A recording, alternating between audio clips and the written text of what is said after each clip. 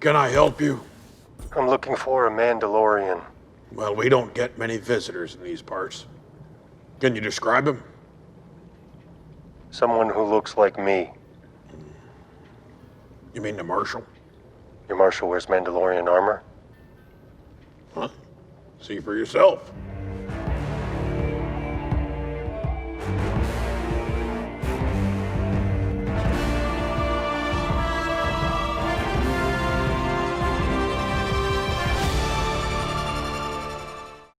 Welcome back, everyone. It's Charlie. This is going to be my new Mandalorian Season 2 Episode 1 video. Congratulations, you made it. We finally have new episodes. I'll be doing videos for all the episodes this season, so be sure to subscribe to get all those. We'll do a giveaway for Disney Plus memberships. All you have to do to enter is be a subscriber and leave your favorite WTF moment from the episode on the video, or favorite Easter egg. Careful for spoilers from the episode if you haven't seen it yet, and everything from Season 1. There were a ton of Easter eggs that we have to cover, so we'll do top 10 WTF and just Easter eggs throughout the episode as we go along. Starting with number 10, the title of the episode, The Marshal, as a reference to Cobb Vanth's character, played by Timothy Olyphant, who's kind of doing a version of his Seth Bullock character from Deadwood. He also even used a similar accent that he used on the Deadwood series. If you haven't seen that series, it's amazing, but it's a Western, like The Mandalorian is a space Western, so a lot of the references do carry over pretty nicely. But the opening scene starts with the Mando and Baby Yoda walking up into town in the middle of the night. There's graffiti everywhere, reminding everyone of Sabine Wren's graffiti from Star Wars Rebels, everyone wondering if she's going to show up during the series because Ahsoka is supposed to show up. As Baby Yoda looks around, you see all these red eyes start to light up. You notice the graffiti has a lot of Easter eggs in it too. The artist who did this is named David Cho. He's actually famous in real life for doing this type of graffiti art. He has a big cameo as one of the spectator aliens during the big fighting ring scene a little bit after this. You notice a bunch of white images of helmets. Those are obviously meant to signify stormtroopers. You notice yellow for C-3PO Easter eggs. There's a blue Aqualish face that stands out pretty prominently. And then above the door here, before he goes in, you see a Toydarian face, like Watto's face, and a Gamorrean face, because obviously they're fighting in the ring. Number 9, the Gamorrean fighting ring. So as he goes in, he's looking for someone called Gor Koresh. The Twi'lek bouncer greets him outside. This is actually a character actor that's shown up in a lot of the Marvel movies, so you may recognize him from somewhere. As he walks down to the ring, though, you notice all the banners above the fighting ring. Those are just for the territories in and around the Outer Rim planets, because he makes a lot of references to Mandalorians hiding out in different clans, like his clan was hiding out on Navarro. I'm still trying to identify every single alien here in the fighting ring. Some of them are a little more obvious than others, so if you know who some of the more obscure aliens are, be sure to write them below in the comments. But a lot of these aliens you'll notice are aliens that appeared during Jabba's palace at some part during Return of the Jedi. Because even though they're referencing a lot of different Star Wars series and movies during each of the episodes, this episode in particular, for a number of reasons, heavily referenced Return of the Jedi because of a couple characters that showed up during the episode and them going back to Tatooine. David Cho, the graffiti artist in this cameo here, seems like he's meant to be a Nikto. Here's a Twi'lek, also from Jabba's palace. Baby Yoda just seems absolutely fascinated by the fighting as they're walking around, panning around all these different creatures. The Gor Koresh character that he was speaking to during all the trailer footage with the one eye is an Abyssin. They're native to Biss in the Deep Core. That was a planet featured during the Dark Empire comics where Emperor Palpatine stored all his clones. They kind of tried to reference that with all the clones that showed up on Exegol during Rise of Skywalker. But a lot of people heard his voice during the trailer wondering who he was. It's a celebrity cameo for sure, but I wouldn't have known who it was unless I looked in the credits. It's John Leguizamo. He changed his voice quite a bit and they processed it to make it sound even more different. So if you didn't guess that it was him, don't feel bad. But during their conversation, he's trying to find other Mandalorians so that they can help him find any of the Jedi that survived Order 66 in the Purge.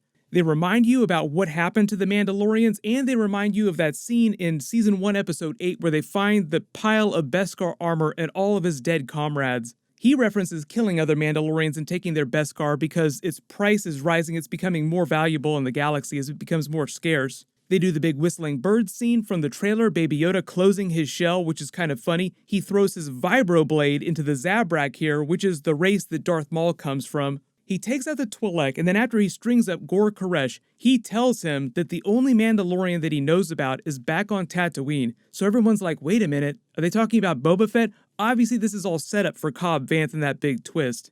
He also makes a reference to the Gotra. He swears by the Gotra. That's actually a reference to a group called the Droid Gotra, which is an organization that they introduced during the Grand Moff Tarkin book from 2014 in the Aftermath novel series, also where Cobb Vanth appeared for the first time. That group is made up of a bunch of repurposed battle droids left over from the Clone Wars who are advocating for droid emancipation. They're based mostly on Coruscant, so I don't know if they're going to bring that group up later this season or if that was just meant to be a one-off reference. But he tells him he needs to go to Mos Pelgos, a city on Tatooine. So number 8, Return to Tatooine with a bunch of Return of the Jedi Easter eggs. Like I said, a lot of Return of the Jedi references during the episode because they're returning to Tatooine. Return of the Jedi, you can make all the Baby Yoda Jedi Mandalorian jokes you want. The Yodalorian. He is kind of the future of the Jedi Order, and because he's part of the Mandalorian's clan, tangentially you could also consider Baby Yoda a Mandalorian right now. There's always been a lot of people ever since Season 1 that have theorized that the title of the series, The Mandalorian, is actually a reference to Baby Yoda, not to Din Djarin. But he goes back to the exact same Mos Eisley spaceport. Remember, the docking port that he lands in is the same one that the Millennium Falcon was docked in during A New Hope. Amy Sedaris' character comes back from Season 1, and they bring back the repair droids from Phantom Menace. She calls Baby Yoda a Womp Rat. There are a lot of Womp Rat references during the episode, too. She makes a joke about him liking droids now, but that's just a reference to what happened with IG-11 in the Season 1 finale, saving them by sacrificing himself, so the Mando kind of respects some droids now. He makes another reference to the network of coverts around the Outer Rim territories, the smaller pockets of Mandalorian clans that are hiding out like his was. That might wind up leading us to Ahsoka, to Katie Sackhoff's Bo-Katan Kryze character. They're just letting you know that there are a lot of other Mandalorians hiding around the galaxy that we'll run into throughout this season and future seasons. They bring back R5 from A New Hope. I believe it's supposed to be the same R5 unit. She brings up the map of Tatooine from before the war. They reference Mos Eisley, Mos Espa again. Then Mos Pelgo is just meant to be an old mining settlement that collapsed after the fall of the Empire. You get the big full backstory once you meet Cobb Vanth's character, though.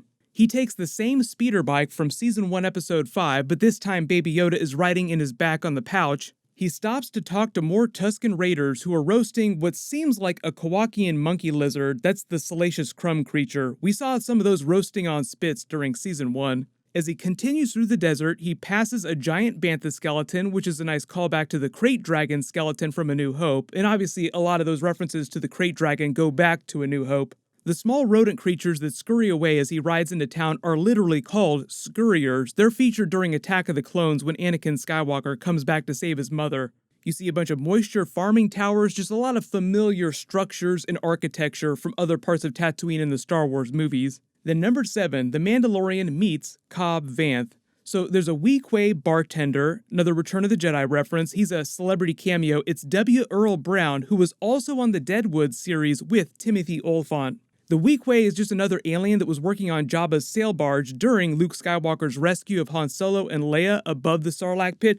Very relevant to this episode when they go to take down the Krayt Dragon, referencing the Sarlacc, and because of the big Boba Fett twist at the end of the episode. Just as Baby Yoda peeks his head around the corner and they make the reference to the Marshal showing up, they give you the full reveal. He walks in Boba Fett's armor. And obviously it doesn't seem like Boba Fett, so even if you didn't know who the Cobb Vanth character was right away, you kind of knew that this probably wasn't Boba Fett. He gives himself away though when he orders 2 shots of Spotchka. That's the same drink that's made from the krill that they were farming during Season 1 Episode 4, so the show is already starting to reference itself. I love the Mando's reaction though when he takes his helmet off so that he can drink. Mando's so surprised that he just stopped dead in his tracks like, what the hell just happened? Why did you take your helmet off? Immediately it gives him away as being a non-Mandalorian. What are you doing with that armor? Take it off right now or I will take it off of you. They have a very Han versus Greedo who shot first gunslinger standoff moment, foreshadowing eventual gunslinger standoff between the Mando and Boba Fett. Like they're building towards a good, the bad, and the ugly, talking about Western references. The 3-way standoff with Mando, Moff Gideon, and Boba Fett. I guess Mando would be the good, Moff Gideon would be the bad, and Boba Fett would be the ugly in that situation. But they're stopped short by the ground tremor caused by the Krayt Dragon. So number 6, the Great Krayt Dragon Hunt in the Return of the Jedi flashback scene. The way they play the Krayt Dragon reveal is a little bit like the Dune series with the sandworms. It travels underneath the earth instead of on top of it. but Cobb Vanth agrees to give him Boba Fett's armor if he helps kill the Krayt Dragon, because the Krayt Dragon has been terrorizing this area for a long time. I love the way he referenced the second Death Star, too, when he's talking about his backstory. So they flash back to the end of Return of the Jedi, and they're watching the explosion of the second Death Star on the HoloNet. Then he says the mining consortium just moved in the vacuum left by the Empire and took over town. As he runs out to escape, you may recognize the speeder from A New Hope. He also talks about the Camtono. They bring that back from Season 1, which is basically the ice cream maker from Empire Strikes Back. He finds the crystals, which he then trades to the Jawas for Boba Fett's armor, but not before they try to pawn off a couple other Star Wars Easter eggs on him. So there's the R2 unit that just colored a little bit differently. Then you probably recognize this droid's head from A New Hope when C-3PO wakes up inside the Sandcrawler. It's based on the original designs for C-3PO and Ralph McQuarrie's concept art. But that's when Cobb Vanth then came back to town, becoming the quote-unquote marshal, just getting rid of the mining consortium and helping the people. You also probably spotted that the speeder bike that he was using is actually salvaged parts from a pod racer from Phantom Menace. But not just any pod racer, this is actually taken from Anakin Skywalker's pod racer. Now that's pod racing.